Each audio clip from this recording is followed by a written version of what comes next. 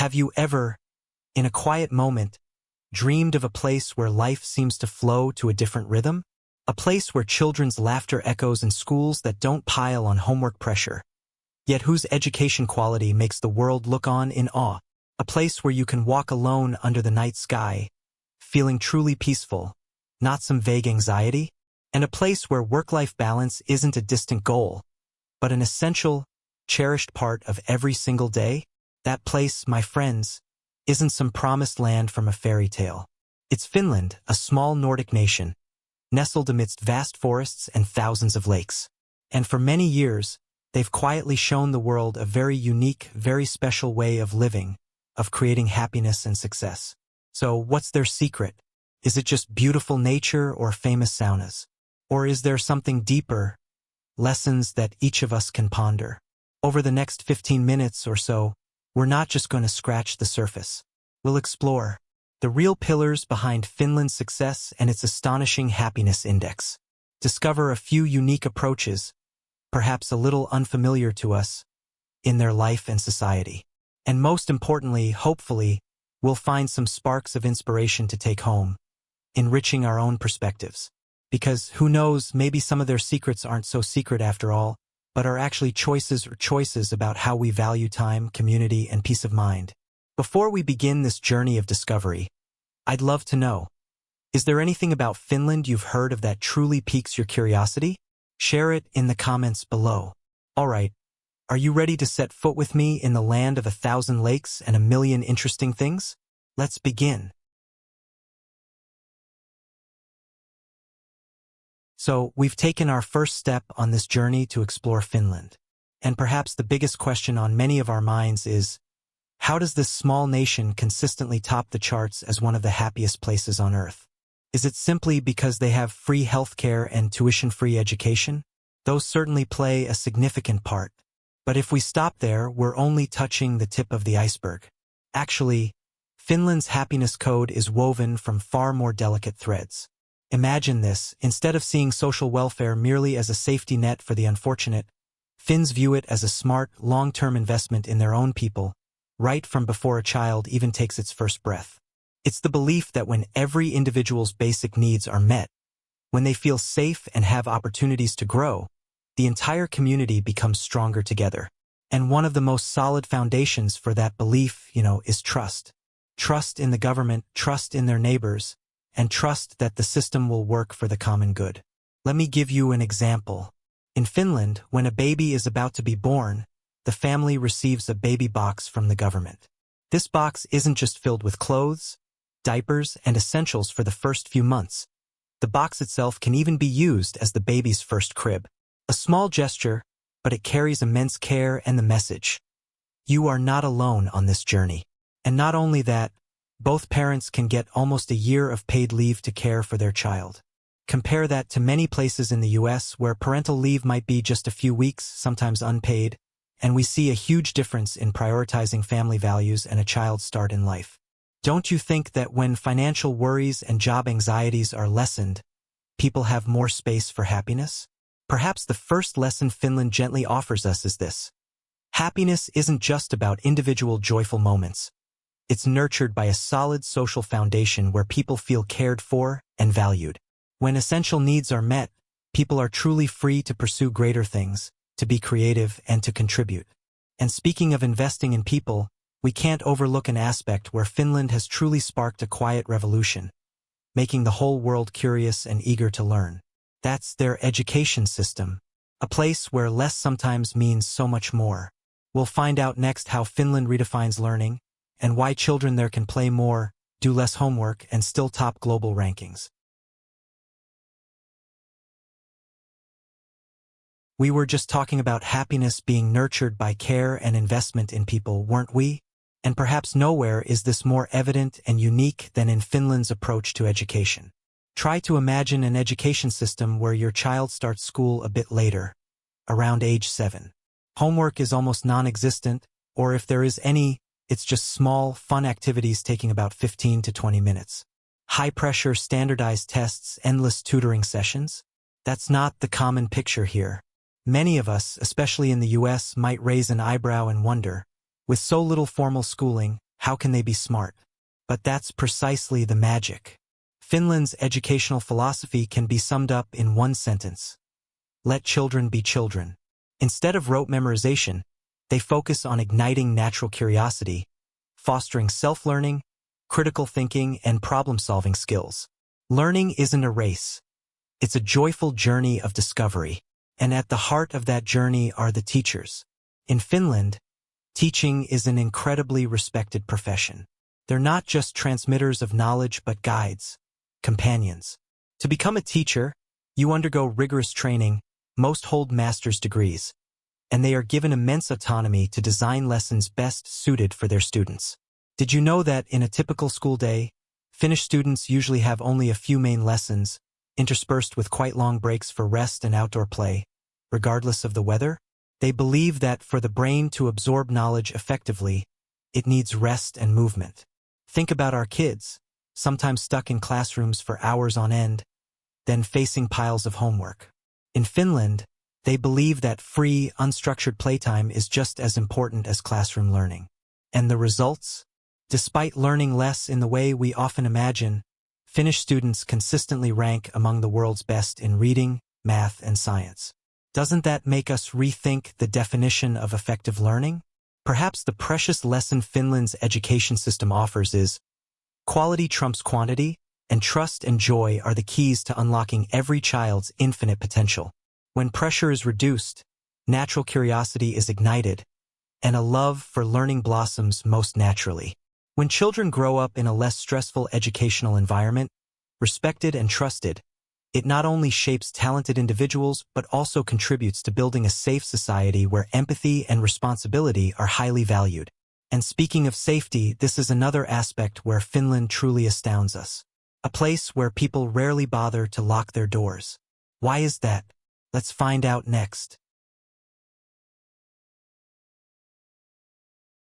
We've just explored an education system where trust and joy are the foundation. And that trust doesn't just stop at the school gates. It permeates, seeps into every corner of Finnish society, creating a sense of safety that perhaps many of us in large American cities can only dream of. Imagine a place where you can forget your wallet on a cafe table and be almost certain that when you return, it will still be there, untouched, with all your cash intact. A place where children can freely roam to school or play in parks without parents constantly worrying. That's not a scene from a movie. That's everyday life in Finland. So, what has created this incredible safety phenomenon? Of course, an efficient and trustworthy police system plays a role. But the deeper roots lie in the very social structure we touched upon earlier. Relative equality, a small gap between rich and poor, and a strong social welfare network that minimizes the desperation that can lead to crime. When people feel cared for by society, when their basic needs are guaranteed, and they have opportunities to advance, the motivation to do wrong naturally diminishes.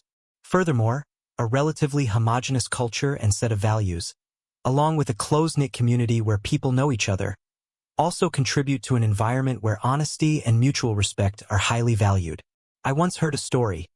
An American tourist in Finland was astonished to see baby strollers, with babies sleeping soundly inside, left neatly outside a cafe while their parents casually chatted inside. In many U.S. cities, he said, that would be almost unthinkable. Or the fact that people can leave their bikes unlocked in public places without much worry of them disappearing. These small things speak volumes about the level of trust and safety in this society. There have even been social experiments where wallets were intentionally dropped in different cities around the world. And guess what? Helsinki, Finland's capital, consistently ranks among the cities with the highest rate of returned wallets, complete with cash and documents. Perhaps the lesson Finland's safety offers us is, safety isn't just a matter of police or laws.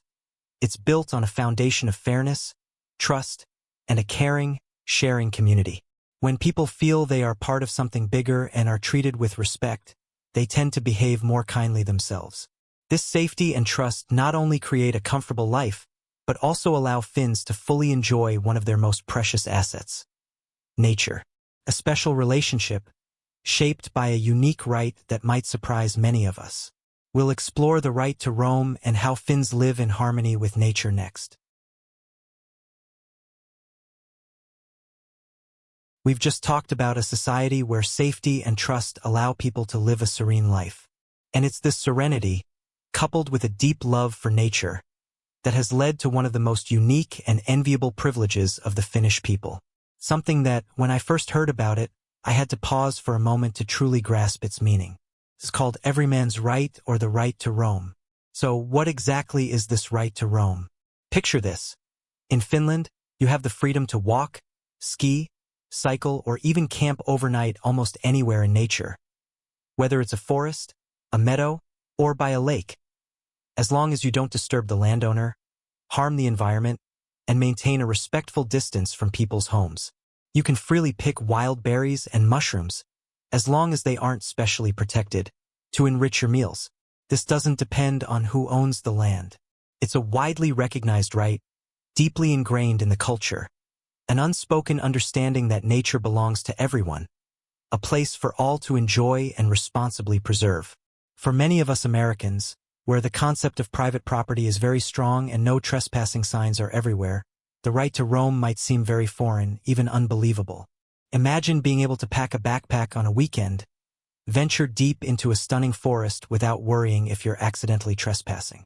You find a patch of ripe wild strawberries, pick them yourself, and savor the sweet, wholesome taste of nature. That's a common experience for Finns. Of course, this right comes with responsibilities. No littering, no felling trees, no disturbing wildlife, and respecting others' privacy. But it's this responsible freedom that has forged an incredibly close bond between Finns and their natural surroundings. The lesson the right to roam offers is perhaps this. When we view nature not just as a resource to be exploited, but as a shared space to cherish and respect, the relationship between humans and the environment becomes more harmonious and sustainable. It's the trust that people will act appropriately when given freedom, and also a recognition that being immersed in nature is an essential human need. This deep connection with nature isn't just expressed through the right to roam. It's also nurtured by a special Finnish spirit, a quiet resilience that has helped them overcome many challenges. Along with that is a unique cultural ritual where both body and spirit are purified. We'll learn about the spirit of Sisu and the renowned sauna culture next. We've just seen how Finns live in harmony with nature, with an almost limitless freedom. And to truly appreciate its beauty, especially through the long, harsh winters, they need something more than just resilience. It's a special spiritual quality, a word that perhaps no other language can fully translate. That is Sisu. Sisu, it's not merely perseverance or courage as we often say. It's a combination of steely determination, extraordinary endurance in the face of adversity, and an unwavering resolve not to give up, even when hope seems lost. It's not superficial optimism, but an acceptance of difficult reality and a powerful will to overcome it, quietly, without fanfare. Sisu is inner strength, the ability to endure and rise from seemingly impossible situations. It's said that Sisu helped Finland survive and maintain its independence through tumultuous historical periods, such as during the brutal Winter War, when they faced a much more powerful enemy. And alongside that spirit of Sisu is a cultural ritual that has become an icon, an indispensable part of the Finnish DNA, the sauna. With over 3 million saunas for a population of about 5.5 million, the sauna is not just a place to cleanse the body. For Finns, it's a sacred space, a place to relax, to purify both mind and body, to shed the stresses of life. It's where families gather, friends meet, and it's even said that many important business decisions have been made in the warm, intimate atmosphere of a sauna. Imagine, after a long day of work or a ski trip in the cold, you step into a traditional wooden sauna. Feel the heat envelop you. Hear the water sizzle on hot stones creating that characteristic steam, and then, if you're brave enough, you might plunge into an icy lake or roll in the snow before returning to the warmth. It's not just a physical experience. It's a ritual that completely renews you. Many Finns consider a weekly sauna session indispensable. It's a place for them to connect with themselves, with loved ones, and with a tradition that has existed for centuries. The lesson that Sisu and sauna culture offer us is perhaps this. True strength comes not just from muscles, but from an unyielding will, and finding spaces and rituals to regenerate energy, to connect deeply with oneself and those around, is crucial for maintaining balance and happiness. Sometimes, silence and warmth are the best medicine. From inner strength and traditional rituals, let's turn to another aspect where Finland has proven that a small nation can indeed make a big impact on the international stage. That is innovation in its economy and designs that have captivated the world. Let's see how they turn ideas into reality. We've just felt the strength of Sisu and the relaxation of sauna culture. These elements, combined with the excellent education system we've discussed, have created fertile ground for creativity and innovation. And that's precisely what we'll explore now. How Finland, a modestly sized nation, can have such a significant impact on global technology and design. Perhaps many of us still remember Nokia, a name once synonymous with mobile phones. Though the golden age of those phones has passed, Nokia's story remains a testament to the adaptability and regenerative capacity of the Finnish economy. Finland's economy today isn't just reliant on natural resources like timber or paper anymore. They've undergone a powerful transformation into a knowledge-based economy, where innovation, high technology, and sophisticated design play leading roles. The Finnish government also plays a very active role in fostering this environment by investing heavily in research and development and creating favorable conditions for startups, those promising seedlings. Interestingly, innovation in Finland often bears the hallmark of minimalism, high functionality, and a deep respect for nature, values we've seen throughout their culture. Let's look at the field of design. Names like Marimekko, with its vibrant yet refined floral patterns, or Itala, with its timeless glass and ceramic products, have become icons of Nordic lifestyle. The legendary architect Alvar Aalto left behind architectural works and interior designs that are not only beautiful, but also incredibly user-friendly and harmonious with people and the environment. You can see, their designs aren't just for show. They genuinely serve life, bringing comfort and a touch of simple beauty to every day. And in technology, after the Nokia shock, Finland didn't falter. Instead, a new generation of talent emerged, especially in the gaming industry. Names like Supercell, the creators of Clash of Clans or Clash Royale, or Rovio with the Angry Birds craze all hail from this small country. They've proven that creativity and entrepreneurship can flourish anywhere, as long as there's a supportive ecosystem. The lesson from Finland's innovation is perhaps this.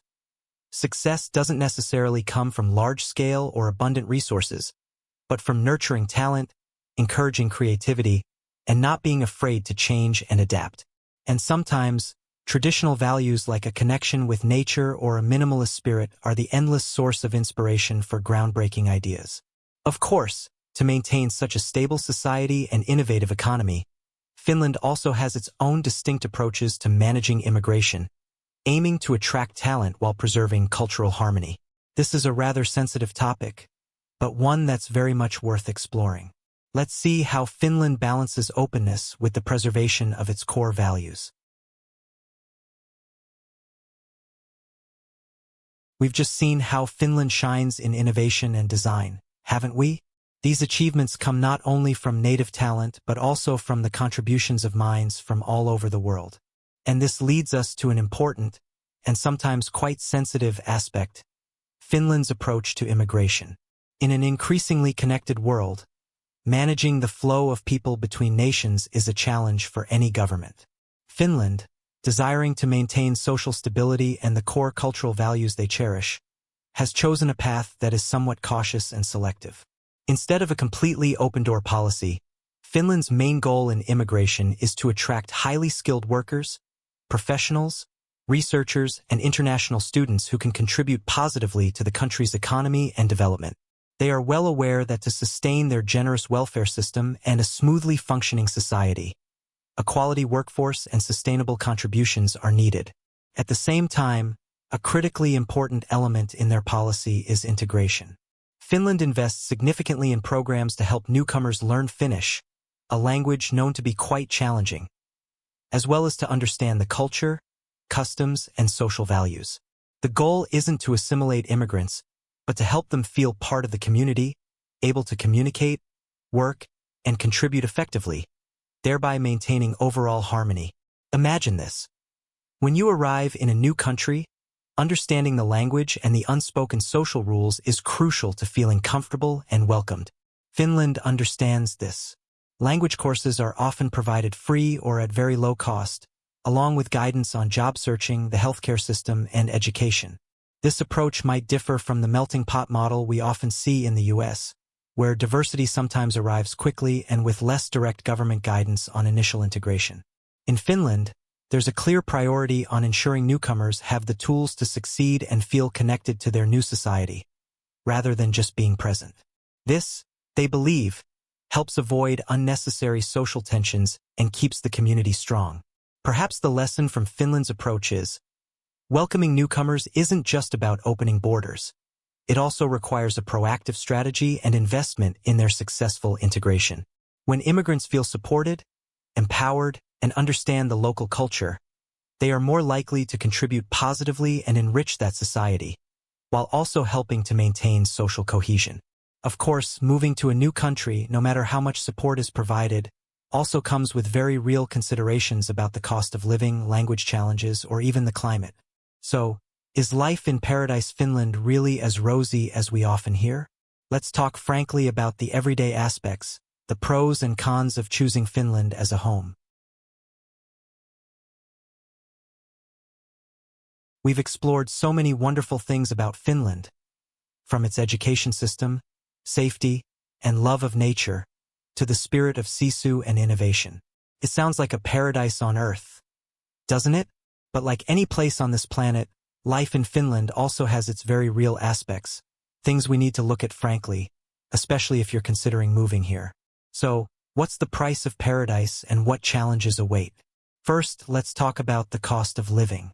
It's true that Finland has an excellent social welfare system, but to maintain it, taxes here are relatively high, especially income tax. This means a significant portion of your income will be contributed back to society. Of course, in return, you get nearly free healthcare, tuition-free education, and countless other quality public services. In big cities like Helsinki, housing costs can be quite expensive, comparable to many other major cities in Europe or even the US. For example, a studio apartment in Helsinki might cost you around 700 to 800 euros per month, and basic living expenses for a single person could be around 1,800 euros. That's a figure to consider. Next, there's the language barrier. Finnish is famously one of the most difficult languages in the world to learn, with complex grammar and vocabulary that doesn't share many similarities with other common languages. Although many Finns, especially the younger generation, speak English very well, to truly integrate into daily life, find good jobs, or simply understand all the jokes at a social gathering, knowing Finnish is incredibly important. And finally, we can't forget the Finnish winter. It's long, dark, and cold. Very cold. For many people from warmer climates, facing months of only a few hours of week daylight, along with temperatures tens of degrees below freezing, can be a real challenge for both physical and mental well-being.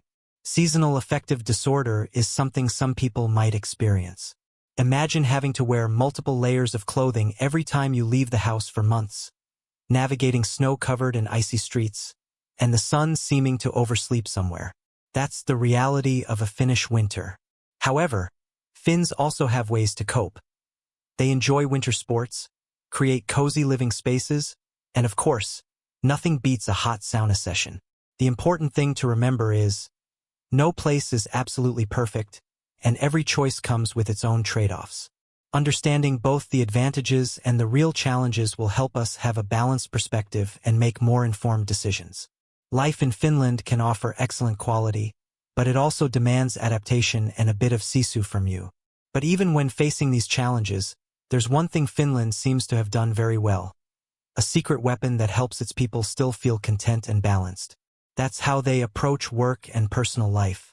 Could this be the real key to sustainable productivity and happiness? Let's find out next. We've just had a frank talk about the challenges of living in Finland, from costs and language to the long winter. Yet, even so, Finns consistently rank among the happiest people. So, what's the secret weapon that helps them maintain such satisfaction and a high quality of life? Perhaps a large part of the answer lies in a concept that many parts of the world, especially in the US, are still struggling to achieve a true balance between work and personal life.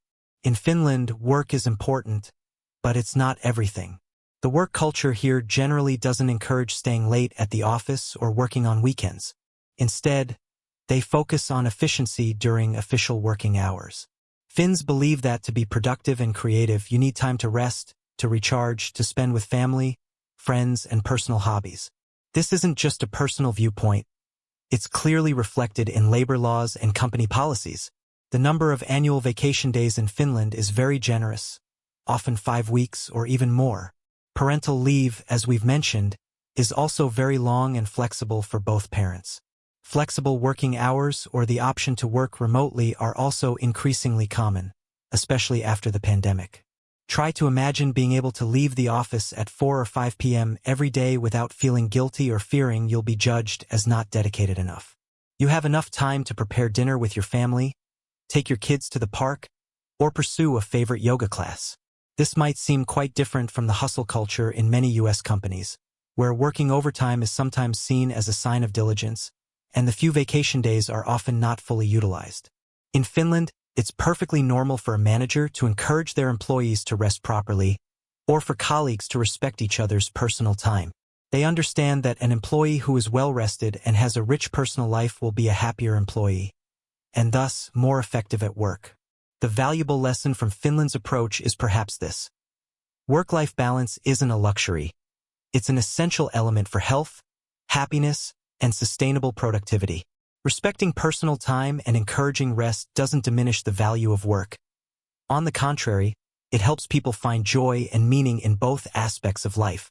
So, we've journeyed through many fascinating aspects of Finland, from education, safety, nature, and the spirit of resilience, to innovation, and even the everyday realities and the secret to work-life balance.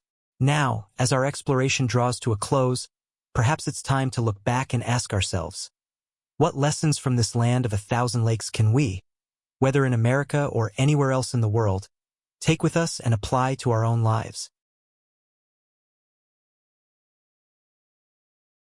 And so, our 15-minute journey exploring Finland is gradually coming to an end.